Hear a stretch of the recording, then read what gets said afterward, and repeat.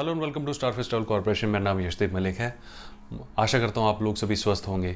तो जैसा कि आपके क्वेश्चंस आ रहे थे, आपके कमेंट्स आ रहे थे, आपके ईमेल्स आ रहे थे, आप जानना चाह रहे थे कि फार्मर्स के लिए वीज़ा फाइल का क्या प्रोसेस है। आपको लगता है कोई डॉक्टर है, कोई इंजीनियर है, कोई बिजनेसमैन है तो उनके प्रोसेस आसान है, लेकिन फार्मर का मुश्किल है। ऐसा नहीं है। अगर आप किसान हैं, फार्मिंग करते हैं, एग्रीकल्चरिस्ट हैं, तो भी आपका प्रोसेस काफ़ी आसान है।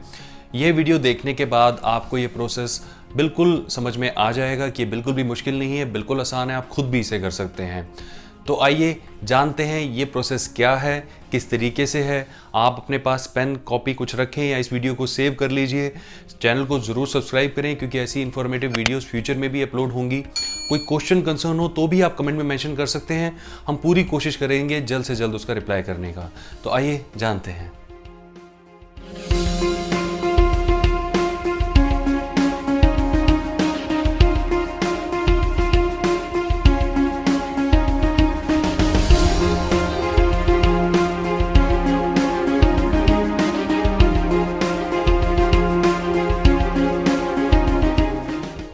तो अभी एग्जाम्पल के लिए हम ले लेते हैं कनाडा वीज़ा।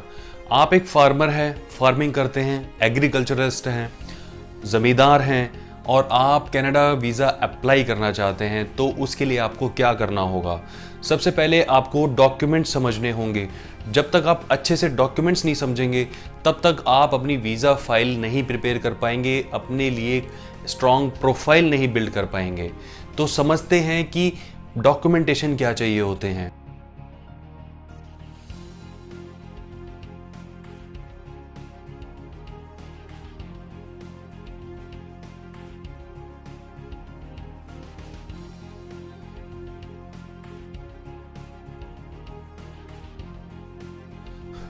तो फर्स्ट पॉइंट इजी है, आपका पासपोर्ट जिसकी कम से कम 6 महीने की वैलिडिटी बची हुई होनी चाहिए।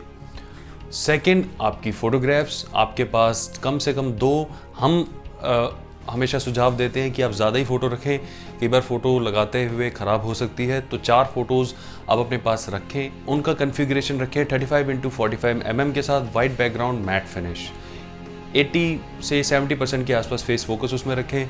कोशिश करें आपके बाल आपके चेहरे पे ना आ रहे हैं और किसी तरीके से कोई डिस्टर्बेंस ना हो रही हो। थर्ड पॉइंट हो गया आपकी 6 मंथ की अकाउंट स्टेटमेंट। आप जिस भी अकाउंट में अपने पैसे जमा करते हैं उसकी 6 महीने की अकाउंट स्टेटमेंट आपको निकलवानी है।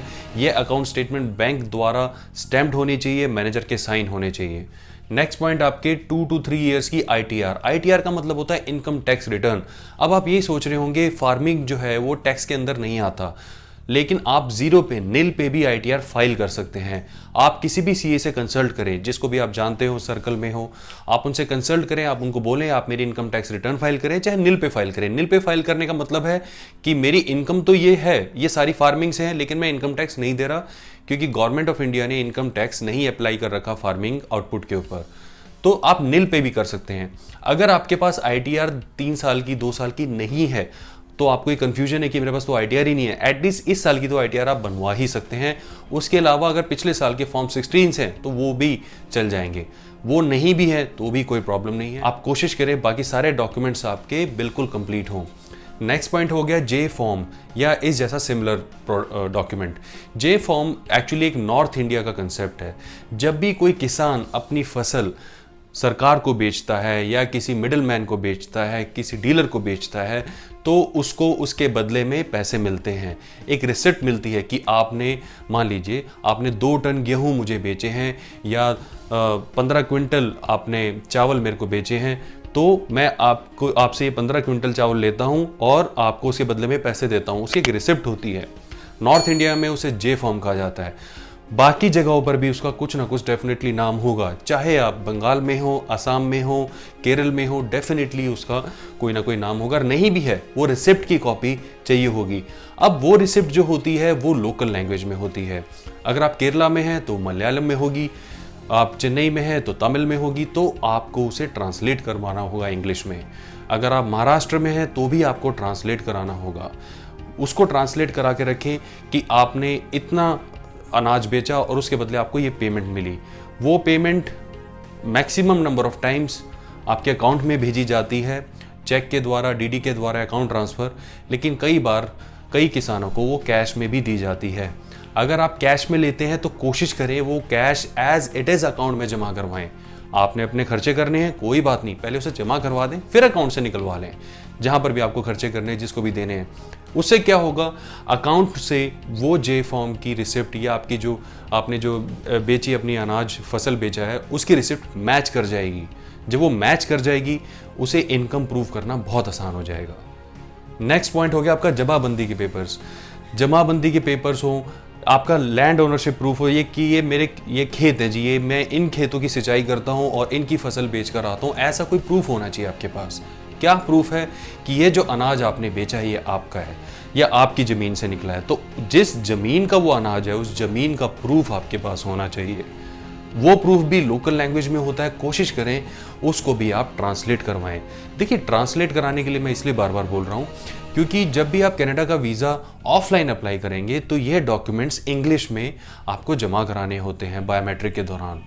तो इंग्लिश में होने इसलिए ज़रूरी हैं क्योंकि जो एम्बेसी में बंदे बैठे हैं वो आप दूसरी लैंग्वेज नहीं इतने अच्छे से कंफर्टेबली समझ पाएंगे। तो इंग्लिश में ट्रांसलेशन हमेशा आपकी हेल्प करेगा।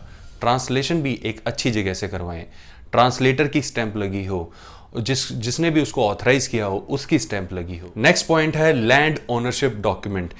जितना भी टोटल ज़मीन है आपका, कई बार क्या होता है जी, मेरे पास 10 एकड़ है लेकिन मैंने सिर्फ 5 एकड़ पे अनाज उगाया था, उसकी रिसिप्ट है, बाकी 5 एकड़ पे मैंने फल फ्रूट वगैरह या सब्जियां लगाई थी।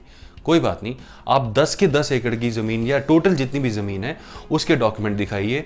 उससे कोई फ़र्क नहीं पड़ता आपने कितनी ज़मीनों पे अनाज उगाया, कितनी ज़मीनों को आपने यूज़ करा, बाकी आपने नहीं भी यूज़ करी लेकिन है तो आप ही की ज़मीनें, उनके भी पेपर आप डेफिनेटली इसमें लगाएं और उसको भी पेपर को भी आप उसी तरीके से ट्रांसलेट करवाएं जैसा मैंने अभी आपको समझाया था। नेक्स्ट पॉइंट हो गया आपका वैल्यूएशन रिपोर्ट। वैल्यूएशन रिपोर्ट ये एक ऑप्शनल है।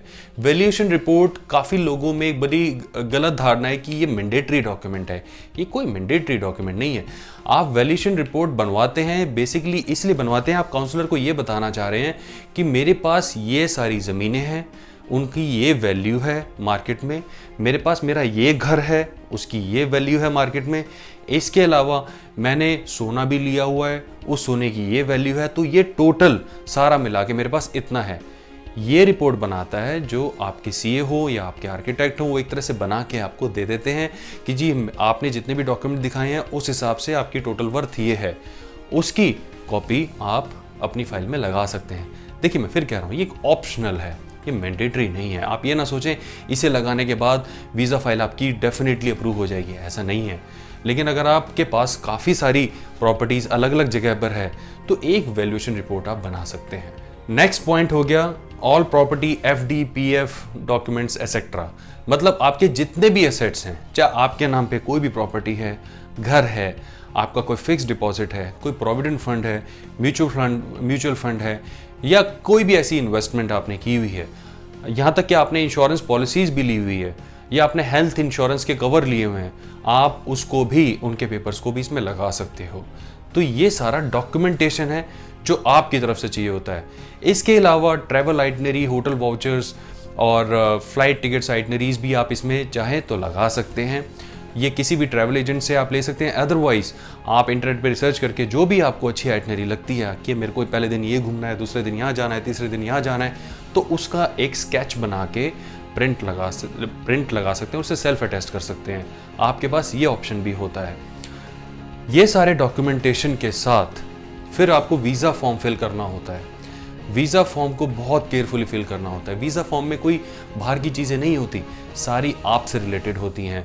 आपका नाम, पासपोर्ट के according passport number, date of birth, आप क्या काम करते हैं, आपकी हिस्ट्री क्या है, फैमिली में कौन कौन से मेंबर्स हैं उनकी हिस्ट्री क्या है, आपकी ऑक्यूपेशनल हिस्ट्री, आपने कहाँ कहाँ ट्रैवल किया हुआ है, कब जाना चाहते हैं, कब आना चाहते हैं, बेसिकली यही चीज़ें होती हैं।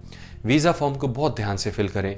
किसी थर्ड पार्टी से भी अगर आप फिल करा रहे हैं तो आप उनको बोलें कि उनकी एक कॉपी वो आपको भी सेंड करें ताकि वो कॉपी आप खुद भी चेक कर सकें। इन केस अगर कोई लास्ट मोमेंट पे कोई मिस्टेक हुई भी है तो उसे आप रेक्टिफाई कर सकें। तो ये पूरी फाइल एक कवर लेटर के साथ, अब कवर लेटर क्या होता है? कवर लेटर बेसिकली आपकी फाइल का एक इंट्रोडक्शन होता है। कवर लेटर कैसे बनाते हैं, उस पर क्या क्या लिखना चाहिए, इसके ऊपर एक कॉम्प्रिहेंसिव वीडियो हमने बनाई है जिसका लिंक आपको इस वीडियो डिस्क्रिप्शन में मिल जाएगा। कवर लेटर को बनाना आना बहुत इंपॉर्टेंट है। वो बेसिकली आपकी फाइल का एक इंट्रोडक्शन होता है। जैसे आप इंटरव्यू पे जाते हैं ना अपना रिज्यूमे लेके, तो कवर लेटर का वही एक पर्पस है। ना बहुत लंबा होना चाहिए, ना बिल्कुल एक लाइन का होना चाहिए। एक ठीक ठाक सा कवर लेटर आपका होना चाहिए।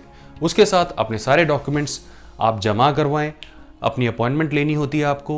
अपॉइंटमेंट लेकर बायोमेट्रिक्स के साथ आपको जमा कराना होता है। बायोमेट्रिक्स क्या होते हैं? आपके फिंगरप्रिंट के वो लेते हैं, इंप्रेशंस लेते हैं आपकी सारी फिंगर्स के, आपका रेटिना स्कैन करते हैं, आपकी फोटोग्राफ वगैरह लेते हैं। इसे बायोमेट्रिक कहा जाता है। कल को कोई भी ट्रैवलर वहाँ पर जाता है और कोई इलीगल एक्टिविटी करके फरार हो जाता है तो बायोमेट्रिक के थ्रू से पकड़ा जा सकता है। इसका बेसिकली यही पर्पस होता है, टेररिज्म को और क्राइम को कंट्रोल करना। That's it. तो कनाडा वीज़ा का प्रोसेस ये तो था फार्मिंग का, जो मैंने आपको बताया। अगर आप फार्मर हैं तो क्या क्या डॉक्यूमेंट कैसे बनाएं, कैसे लगाएं, ये सारा मैंने बताया। इसके अलावा कनाडा वीज़ा का बिल्कुल स्टेप बाय स्टेप प्रोसेस हमने अपनी वीडियो में बताया है, उसका भी लिंक आपको डिस्क्रिप्शन में मिल जाएगा। ये सारी चेकआउट करिए, सारे डॉक्यूमेंट सबमिट करिए। आई एम श्योर आपका वीज़ा डेफिनेटली अप्रूव होगा। अगर आपके आंकड़े मजबूत हैं, आपकी अच्छी ट्रैवल हिस्ट्री है, आपका कोई भी इलीगल रिकॉर्ड नहीं है, तो वीज़ा अप्रूव होने के चांसेस ऑटोमेटिकली बढ़ जाते हैं। आशा करता हूँ ये वीडियो आपके लिए काफ़ी इंसाइटफुल रही होगी। अपना समय देने के लिए बहुत बहुत धन्यवाद। सब्सक्राइब करना ना भूलें। Thank you and have a nice day. Bye bye.